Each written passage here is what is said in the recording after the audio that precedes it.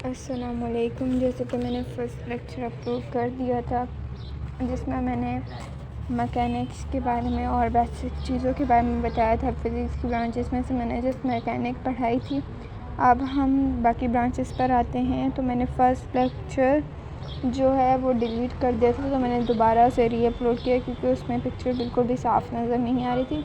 तो मैंने सेकंड भी अपलोड कर दिया था, पर सेकंड भी आज मैंने डिलीट करके मैं दोबारा उसे रीअपलोड कर रही हूँ, तो आप लोगों को समझने में आसानी हो। अगर उसके बाद भी कोई मिस्टेक कुछ भी हो तो आप मुझे बता देना। कोई वॉइस प्रॉब्लम, कोई पिक्चर की प्रॉब्लम, कुछ भी हो तो आप मुझे बता देना। और आप इस चैनल को सब्सक्राइब करें, लाइक करें और शेयर करें। आप बिल्कुल भी इसे शेयर नहीं कर रहे, आप इसे शेयर करें और लाइक भी करें, सब्सक्राइब भी करें। तो अब हम 9th क्लास की फ़िज़िक्स का फ़र्स्ट लेक्चर कवर कर चुके हैं। अब हम सेकंड की तरफ आते हैं। तो अपना वक्त है कि बगैर हम सेकंड की तरफ चलते हैं। तो आज हम सेकंड लेक्चर में बहुत सारी डेफिनेशंस पढ़ेंगे, पर जो है हम कुछ डेफिनेशंस मैंने अपने नोट्स में लिखी हैं और कुछ नहीं लिखी जो बुक में हैं, तो मैं उनको भी एक्सप्लेन कर दूँगी, पर मैंने लिखी नहीं है नोट्स में। तो आपको अगर वो मुझे ज़्यादा इम्पोर्टेंट नहीं लगी, अगर आपको इम्पोर्टेंट लगती हैं तो आप उन्हें लिख लीजिएगा अपने नोट्स में भी। तो अब हम शुरू कर रहे हैं थर्मोडायनेमिक्स।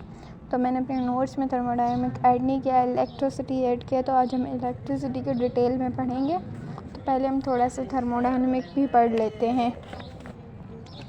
तो थर्मोडायनेमिक की डेफिनेशन क्या है?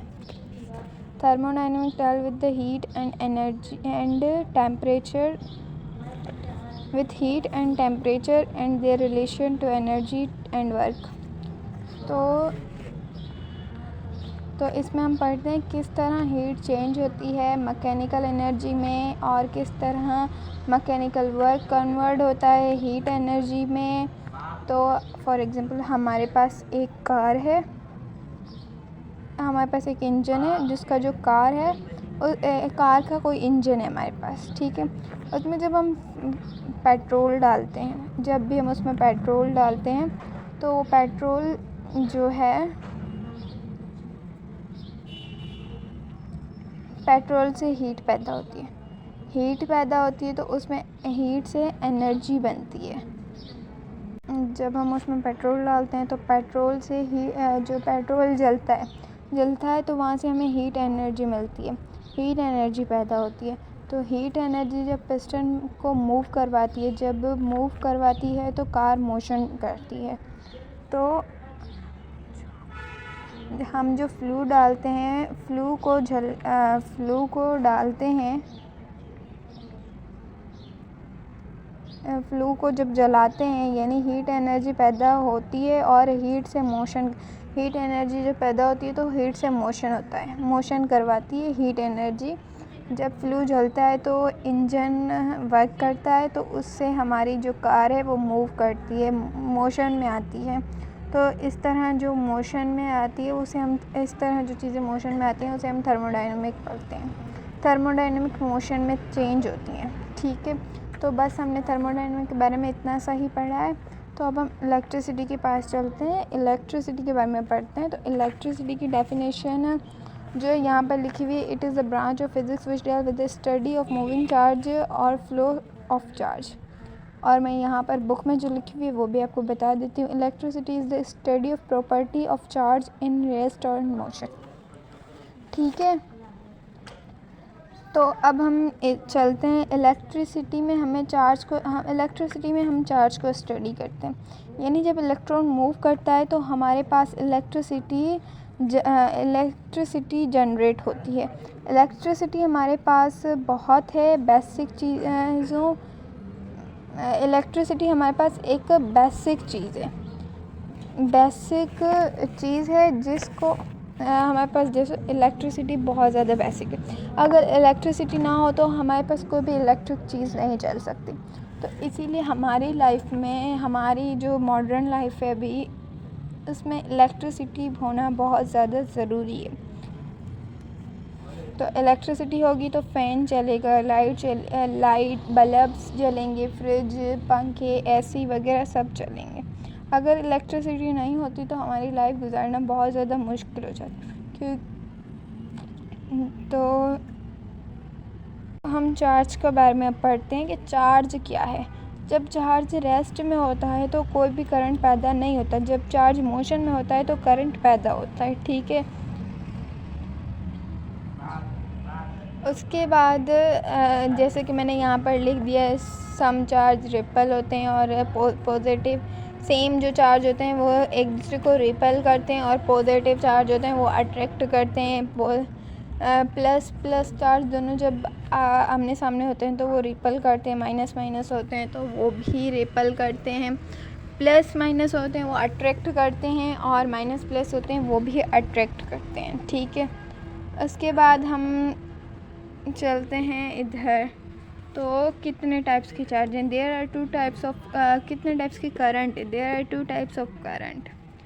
Flow of positive charge is called conventional current. Flow of negative charge is called electronomic current. ठीक है, इसे आप पढ़ लीजिएगा। उसके बाद हम इलेक्ट्रोमैग्नेटिज्म की तरफ आते हैं।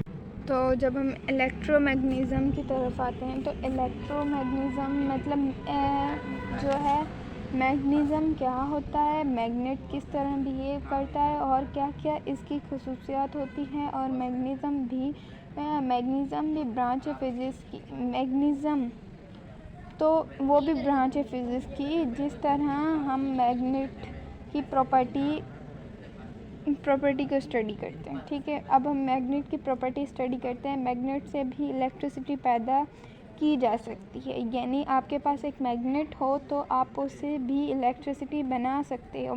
एक मैग्नेट को किसी कॉल के पास एक मैग्नेट है, हम उसे किसी कॉल के पास लेके जा रहे हैं और मैग्नेट को बार बार आगे पीछे करते हैं तो उस समय जब हम मैग्नेट को बार बार जो है ना कॉल की तरफ लेके जाके हिलाते हैं, बार बार आगे पीछे करते हैं तो फ्लक्स में चेंज आता है। फ्लक्स में चेंज आने की वजह से करंट पैदा होता है।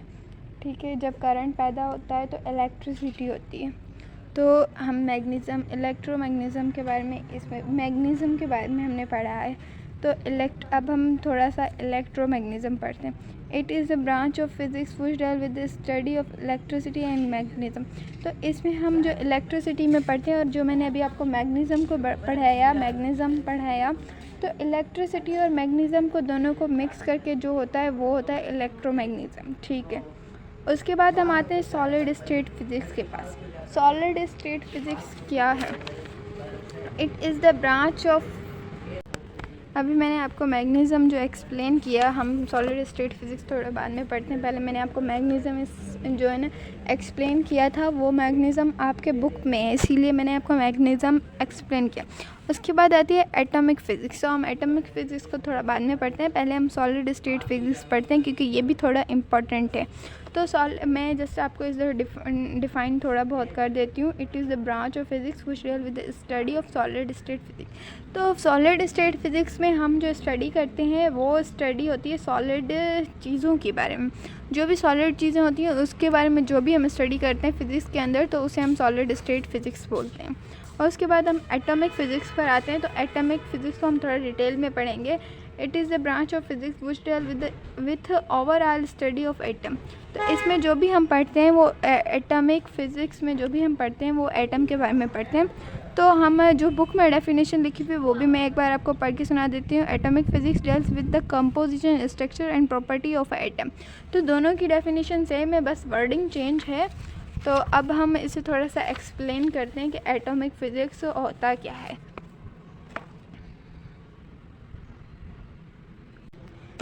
तो जो एटॉमिक फ़िज़िक्स है उसमें हम एटम के बारे में स्टडी करते हैं। जो भी एटम के अंदर हो रहा है उन सब चीज़ों के बारे में स्टडी करते हैं।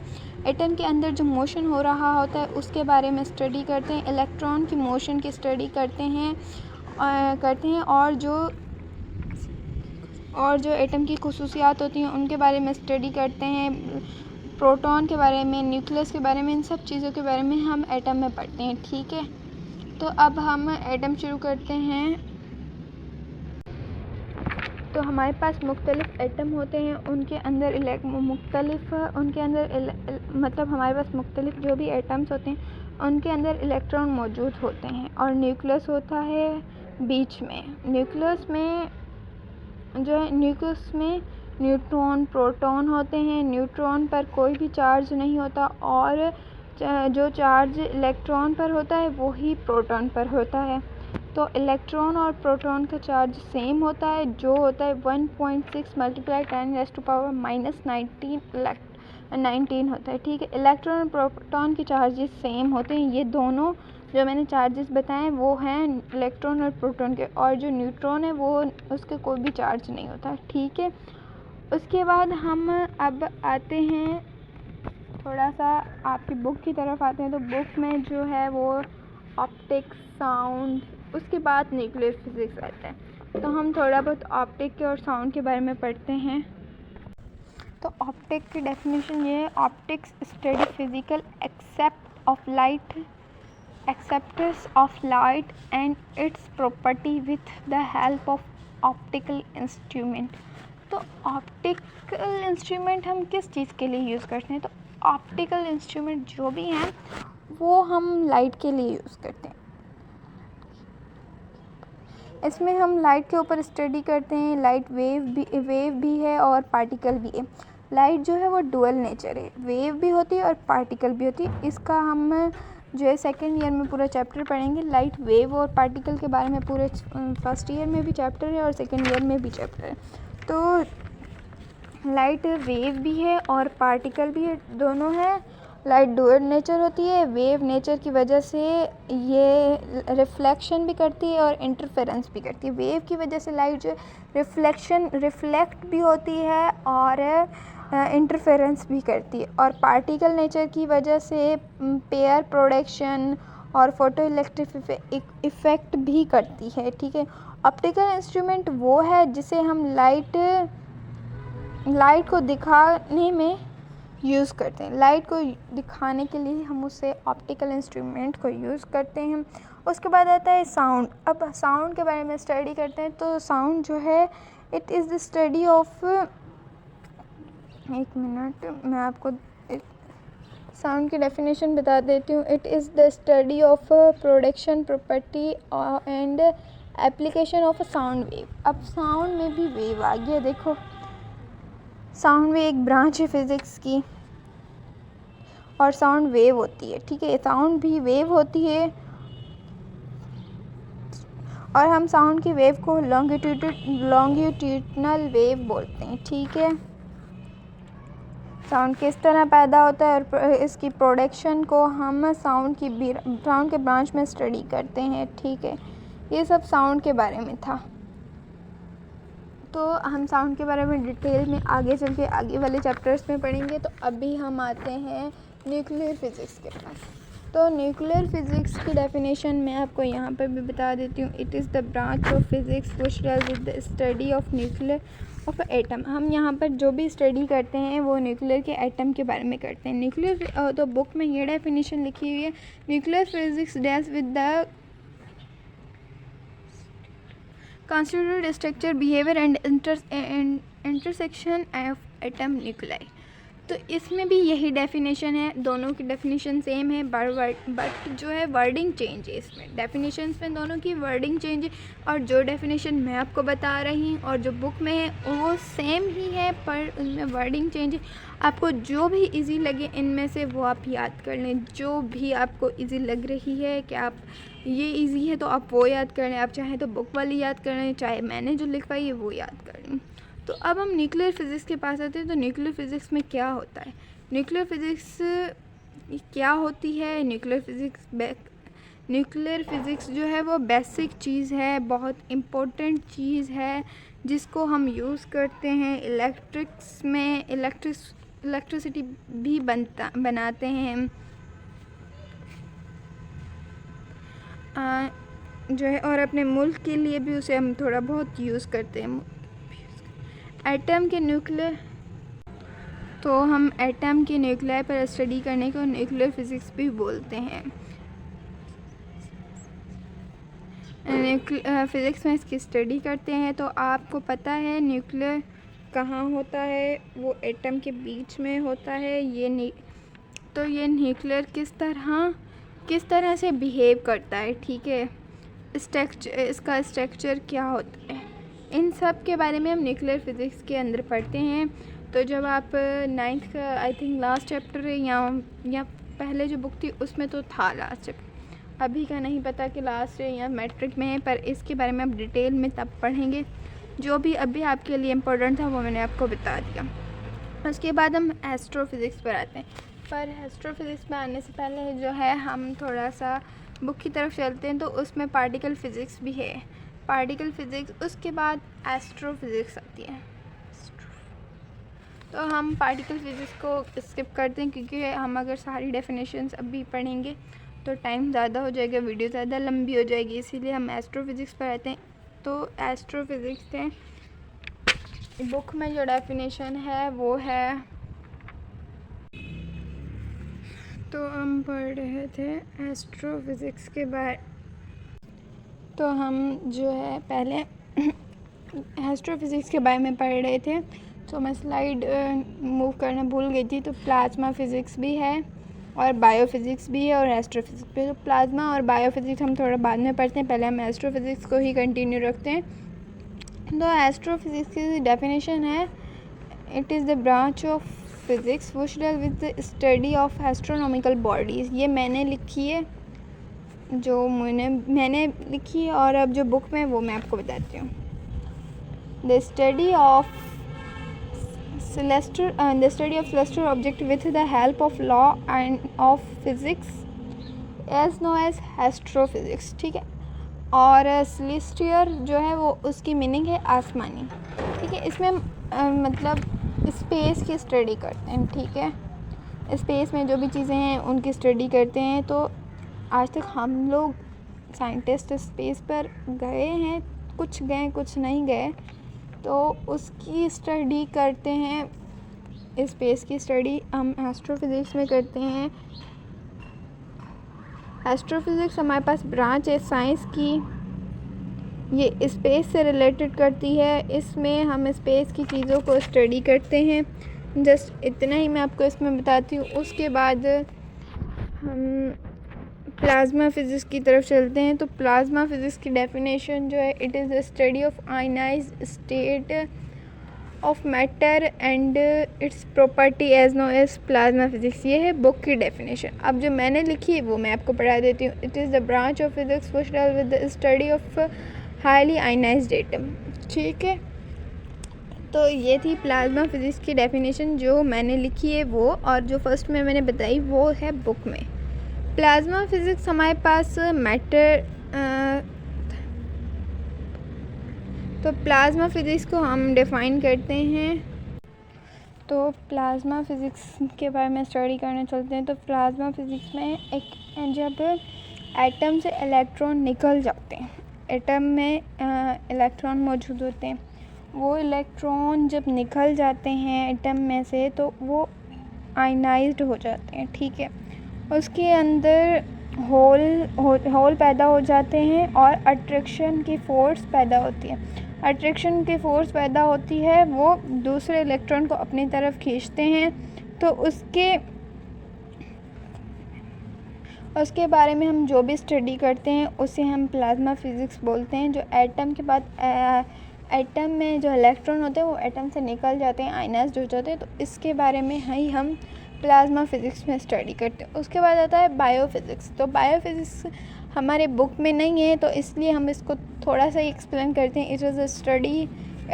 It is the branch of physics which deals with the study of biophysics method. इसमें हम बायोफिज़िकल मेथड्स जो भी होते हैं उनको स्टडी करते हैं।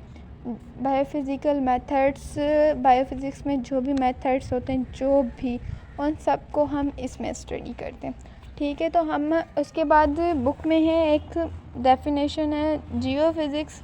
तो इसको भी हम एक्सप्लेन डेफिनेशन भर देती हूँ। It is the study of internal structure of earth as known as geophysics. तो जियोफिज़िक्स मैंने यहाँ पर नहीं लिखा क्योंकि मुझे ज़्यादा इम्पोर्टेंट नहीं लगी, पर मैं आपको बता देती हूँ। इसमें हम इंटरनल स्ट्रक्चर पढ़ते हैं, अर्थ के बारे में, अंदर जो अर्थ के अंदर स्टडी होती है, जो भी स्टडी अर्थ के अंदर की चीज़ों के बारे में जो भी स्टडी होती है वो हम जियोफिज़िक्स में ही पढ़ते हैं, ठीक है। उसके बाद कल इंशाल्लाह मैं 3rd लेक्चर अपलोड करूँगी, आप इसे देखें, इसे सब्सक्राइब करें, लाइक करें, शेयर करें और कमेंट भी करें अगर कोई मिस्टेक हुई हो। कोई भी मिस्टेक हो तो आप मुझे बता दें और अल्लाह हाफ़िज़।